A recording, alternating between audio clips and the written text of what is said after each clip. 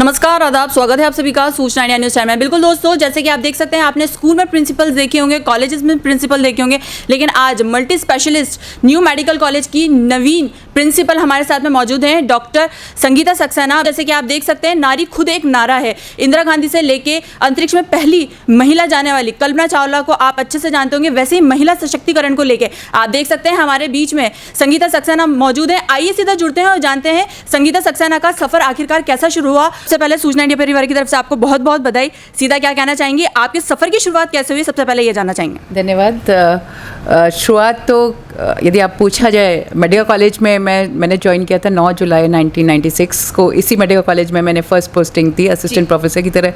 यहीं पे promotion associate professor, senior professor, और अब इस सरकार ने इस पद पे मुझे आसीन किया है। 13 मार्च से मैंने अपना कार्यभार संभाला है जी। इस पूरे सफ़र में देखा जाए, इस 25-26 साल में तो I enjoyed my work like anything. मैं एक रेडियोलॉजिस्ट हूँ और ब्रेस्ट कैंसर इमेजिंग में मेरा कुछ ज़्यादा ही रुचि है। For last 2 decades I am working into this. और साथ साथ में कुछ ऐसे ज्वलंत मुद्दों पे भी काम कर रही हूँ, जैसे वुमेन कैंसर पे, मेनली ब्रेस्ट कैंसर पे, और बच्चों को जूनियर्स को एक नई दिशा देने के लिए, उनकी एनर्जी को चैनलाइज करने के लिए उनको प्राणायाम ध्यान में भी प्रेरित करती रहती हूँ, जिससे एक जो आने वाली संस्कृति है, जो आने वाली पीढ़ी है, वो एक दिशाहीन ना हो रह के एक दिशा के साथ काम करे, उनकी एनर्जी को प्रॉपर यूटिलाइज किया जा सके, इसलिए मैं काम कर रही हूँ। जैसे कि देख सकती हैं, कोटा के अंदर लगभग 14 लाख से ज़्यादा पॉपुलेशन है, जनसंख्या है। इस कॉलेज के अंदर जो स्टूडेंट्स पढ़ रहे हैं, मेडिकल स्टूडेंट्स पढ़ रहे हैं, कैसे आखिरकार उनको बेहतर शिक्षा दी जाएगी, कैसे डॉक्टर्स बनाए जाएंगे जो सिर्फ राज्य में नहीं, राष्ट्रीय में नहीं, अंतर्राष्ट्रीय में प्रख्यात हो, इंडिया के जो डॉक्टर्स हैं, इस पर भी सीधा क्या कहना चाहेंगे आप? अभी हमारे पास हर साल 250 स्टूडेंट्स आते हैं MBBS में, और करीब 200 के करीब PG स्टूडेंट्स हैं, जिसमें कि PG और सुपर स्पेशलाइजेशन में DM और MCH करने के लिए टोटल मिला के करीब लगभग 200 स्टूडेंट्स हैं। ये हमारे ऊपर बहुत बड़ा दामोदर है कि 250 हर साल MBBS स्टूडेंट्स, उसके बाद 200 के करीब PG स्टूडेंट्स। इनको, ये जो हमारे पास आते हैं, उनको ना केवल एकेडमिकली उनको एक अच्छा इंसान भी बनाने की ज़रूरत है, और जो काम कर रहे हैं हम उसको रिसर्च में प्रेरित करना चाहेंगे। शुरू से हम उनको रिसर्च की तरफ लगाना चाहेंगे, क्योंकि इंडिया में काम बहुत हो रहा है, लेकिन उनका रिसर्च ओरिएंटेड वर्क नहीं हो रहा, उनका पब्लिकेशन नहीं हो रहा। तो हम अभी NMC गाइडलाइंस के अनुसार भी उनको नई तरह से तालीम देते हैं। जैसे ही बच्चे आते हैं तो 1-1.5 महीना उनका ओरिएंटेशन प्रोग्राम्स होते हैं, तो तरह तरह सभी सब्जेक्ट्स के HODs और डिफरेंट फैकल्टीज़ उनको ओरिएंट करती हैं कि किस तरह से आपको उनके साथ, अपने पेशेंट्स के साथ, अपने कलीग्स के साथ इंटरेक्ट होना है, क्या क्या आप कर सकते हो। इसी के साथ अभी हमारा बेसिक ध्येय है कि उनको बेसिक स्किल्स आनी चाहिए। जैसे ही एक बच्चा मेडिकल में जाता है, नीट क्रैक करता है, उसको सब डॉक्टर कहने लगते हैं, और उनके घर में यदि कोई, भगवान ना करे, कभी कुछ हार्ट अटैक ऐसी प्रॉब्लम होती है तो उसको CPR करना भी नहीं आता। तो अभी सबको हम CPR करना, फर्स्ट एड देना, ये सब उनकी तालीम में शुरू से ही इनकलकेट करने के लिए चल रहा है। और इनकी तालीम अब रिसर्च ओरिएंटेड होने वाली है, तो जो भी काम करेंगे उसका पब्लिकेशन, उसको बताएंगे कि क्या रिसर्च की, क्या आउटपुट निकला, और वो किस तरह से एक जनसंख्या के लिए, एक बड़ी मासेस के लिए कैसे एप्लीकेबल हो सकता है, वो पॉलिसी मेकिंग के लिए भी फ़ायदेमंद होगा। तो इसलिए अभी इनका केवल एकेडमिक पढ़ाई नहीं, इनको practical as well as research oriented तालीम देने की। जैसे कि अभी हाल ही में आपने निरीक्षण भी किया था, कहाँ खामियां हैं, कहाँ परिवर्तन है, कहाँ सुधार होना चाहिए, ये भी आम जनता जानना चाहिए।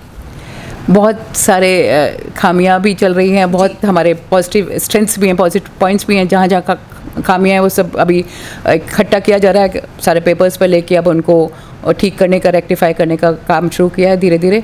लेक्चर थिएटर्स को, ऑडिटोरियम्स को, इनके PG हॉस्टल्स, UG हॉस्टल्स में जो प्रॉब्लम्स हैं। इसी तरह मेरा पूरा फोकस हॉस्पिटल्स में क्लीनलीनेस और क्राउड मैनेजमेंट पे बहुत है। साथ ही साथ मैं मैन पावर बढ़ाने के लिए भी काम कर रही हूँ कि हमारे पास यदि अच्छी मैन पावर है तो हम एक कॉर्पोरेट हॉस्पिटल के स्टाइल में सेवाएं दे सकें। इस तरह से मेरा एक विज़न है कि आने वाले कुछ समय में, मे बी 6 महीने, 8 महीने, 1 साल के अंदर हम उस तरह से सेवाएं दे सकें, और जो हमारे पास अभी अवेलेबल रिसोर्सेज हैं उनका कैसे मैक्सिमम यूटिलाइजेशन किया जा सके, उसका भी एक मंथन चल रहा है। इसका पहला ऐसा प्रदेश बन चुका है जहां राइट टू हेल्थ पारित हो चुका है। इस पे भी आपकी क्या विचारधारा है, क्या कहना चाहेंगे? राइट टू हेल्थ और प्राइवेट और गवर्नमेंट में क्या अंतर मानती हैं आप? कितना सुधार देखने को मिलेगा, क्या फैसिलिटीज देखने को मिलेंगी, इस पे भी क्या आपकी विचारधारा है, ये भी जानना चाहेंगे आपसे। ये तो आने वाला समय ही बताएगा, क्योंकि ये बहुत ही अच्छा बिल था, राइट टू हेल्थ, और ये बेसिक अभी WHO का थीम भी इस साल का ये है, health for all. Health for all means सबके लिए स्वास्थ्य हो, जो कि या तो फ्री में हो या मिनिमम फाइनेंशियल बर्डन के साथ हो। यही राजस्थान सरकार ने इसी को मद्देनज़र रखते हुए right to health bill pass किया था, और ये बहुत ही मेरे हिसाब से आने वाले समय में हर व्यक्ति के लिए बहुत ही लाभकारी होगा। ना केवल ये, आप देखिए चिरंजीवी योजना, RGHS कितने लाखों के बिल्स वाले जो ऑपरेशंस हैं, सर्जरीज हैं, वो सब आराम से। आयुष्मान योजना को भी लेकर क्या कहना चाहेंगे? लेकिन अभी हाल ही में आम जनता की ये समस्या है, चिरंजीवी योजना के अंदर उनको लाभ नहीं मिल पा रहा है, ये ऐसा आम जनता का कहना है, इस पर भी क्या कहना चाहेंगे? हमारे यहाँ तो जो अभी लेटेस्ट फिगर्स हैं उसके हिसाब से तो बहुत लोगों को, इसका आंकड़े भी उपलब्ध हैं जिस हिसाब से, तो बहुत लोगों को फ़ायदा हो रहा है। और हर व्यक्ति 800 जो भी व्यक्ति उसमें चिन्हित नहीं है, वो 850 रुपये का रजिस्ट्रेशन करा के उसको 25 लाख रुपए तक का बीमा हो रहा है। ये कितनी बड़ी बात है। 850 रुपये कुछ भी नहीं होते, उसका पूरा परिवार 25 लाख तक का बीमा के लिए हकदार हो जाता है। कोई भी ऑपरेशन है, कोई भी उसको ज़रूरत हो सकती है, बीमारी हो सकती है, उसमें 25 लाख तक का कवरेज है उसके परिवार के लिए। बहुत बड़ी, बहुत ही सुंदर योजना है।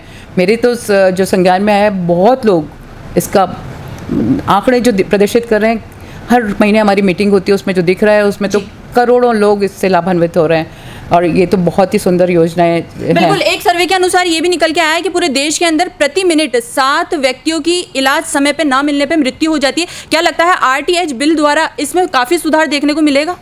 मेरे हिसाब से बहुत कुछ मिलेगा, क्योंकि कई बार होता है कि एक्सीडेंट्स होते हैं या कुछ इमरजेंसीज होती हैं, तो उस समय मौके पे उनको उपचार नहीं मिल पाता, क्योंकि आप गवर्नमेंट हॉस्पिटल से यदि दूर हैं या कहीं प्राइवेट हॉस्पिटल में पेशेंट के पास पैसा नहीं होता।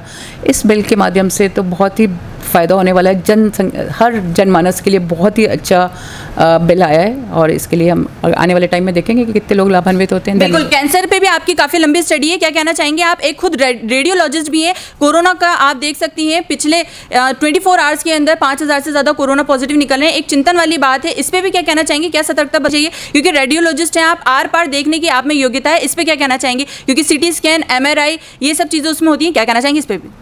जहाँ तक आप कैंसर की बात कर रहे हैं, मैंने ब्रेस्ट कैंसर के बारे में तो आपको बताया कि ब्रेस्ट कैंसर पे मैं 2 दशक से काम कर रही हूँ, और सबसे ज़्यादा संसार, भारत में ही नहीं पूरे संसार में होने वाला महिलाओं का कैंसर है। और दुख की बात यह है कि करीब 50% फीमेल्स जो कि इससे डायग्नोज होती हैं ब्रेस्ट कैंसर से, वो मर जाती हैं, स्पेशली इन इंडिया। जबकि बाहर के देशों में ऐसा नहीं है, क्योंकि हमारे पास 3री या 4थी स्टेज में महिलाएँ आती हैं। जहाँ तक कोरोना की आप बात कर रही हैं, कोरोना में नंबर्स बढ़ रहे हैं। हमारे पास अभी एक ही पेशेंट आया था बूंदी से ट्रांसफ़र होके, जिसका कि HRCT लंग में कुछ भी नहीं मिला, और उसके सब कुछ सेटल्ड है, उसका आइसोलेशन वार्ड में रखा आपकी आइडियल कौन है संगीता जी? ये भी जनता जानना चाहेगी। आप खुद बतौर महिला सशक्तिकरण इतने बड़े गवर्नमेंट न्यू मेडिकल कॉलेज की आप नेतृत्व कर रही हैं, आपका आइडियल कौन है? आप किससे प्रेरित हैं? ये भी जनता जानना चाहेगी। मेरी माँ मेरी आइडियल है, अब इस संसार में नहीं है, लेकिन वो मेरी आइडियल है। जिस आप पद पे बैठी हुई हैं, उसका धन्यवाद किसको ज्ञापित करना चाहेंगे आप? इसके लिए बहुत सारे लोग जिम्मेदार हैं। फिर भी फर्स्ट जो भी हो आपके दिमाग में, जिसका भी नाम आ रहा हो। इसके लिए मेरे सबसे पहले तो मैं अपने भगवान को उन्होंने मेरे को ये स्थान दिया जिससे कि मैं बहुत लोगों की सेवा कर सकूं।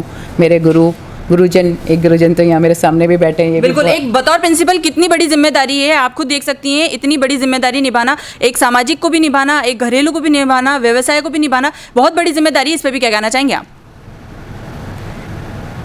मैं ऐसा मानती हूँ कि कोई भी व्यक्ति no one is indispensable in this world, और हमको यदि कोई भूमिका मिल रही है तो ये एक हम माध्यम बने हैं उस शक्ति से के द्वारा, एक माध्यम बने हैं कि हम जन सेवा के लिए काम कर सकें। हम अपने आप कुछ नहीं करते, हम एक माध्यम है जिससे हमारे द्वारा कुछ काम हो रहा है।